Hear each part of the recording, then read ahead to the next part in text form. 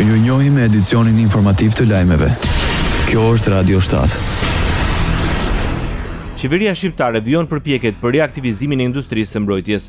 Këshilli i Ministrave miratoi kushtet për nisjen e negociatave ndërmjet shoqërisë shtetërore, KAJO dhe subjekteve private për krijimin e një shoqërie të përbashkët aksionere. Kjo shoqëri do të ketë për qëllim prodhimin ose përshtatjen e mjeteve motorike të posaçme që do të përdoren nga forcat e armatosura, strukturat e sigurisë dhe emergjenca civile. Sipas vendimit, çdo subjekt privat me të cilin KAJO negocion duhet të sigurojë një investim minimal prej 15 milionë euro brenda një periudhe 3 vjeçare, si dhe punësimin e të paktën 150 punonjësve.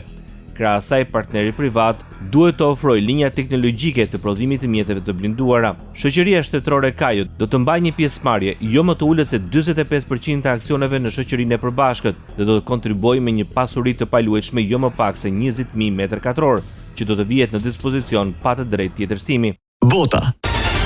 Turqia do të furnizojë Indonezinë me 48 avion luftarak Kan. Presidenti turk njoftoi arritjen e marrëveshjes.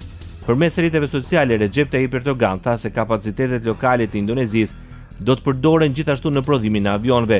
I përgëzoi të gjitha organizatat tona, veçanërisht drejtorin ton të industrisë së mbrojtjes dhe TUSAS, të cilët kontribuan në prodhimin e avionëve dhe në shkrimin e kësaj kontrate rekord eksporti në historinë e Turqisë, tha Erdogan. Moska kërcënon Serbinë pasi Aleksandar Vučić për herë të parë viziton Ukrainën.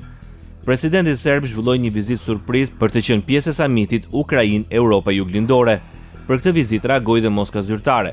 Zëdhënëse e Ministrisë së Jashtme, Maria Zaharova, shtroi pyetjen për vendin e lahet se në anën e Kujtjan të Moskës apo të atyre që ajo i quajti neonazist. Pas kërcënimeve në qytetin ku mbahet samiti Ukrainë-Europë Juglindore, Rusia ndërmori një sulm masiv me dronë dhe raketa. Përveç Odesës, trupat e Putinit bombarduan dhe rajone të tjera. Në Kharkiv raportohet për viktima dhe të plagosur, ndërsa mbrojtja ajrore ukrainase konfirmon se ka rëzuar 40 dronë nga 85 të lëshuar gjithsej.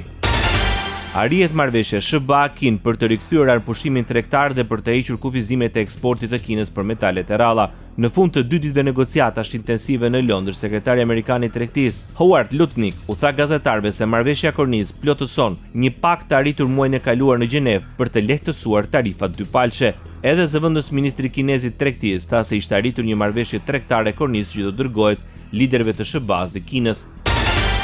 Irani kërcënon Shtetet e Bashkuara.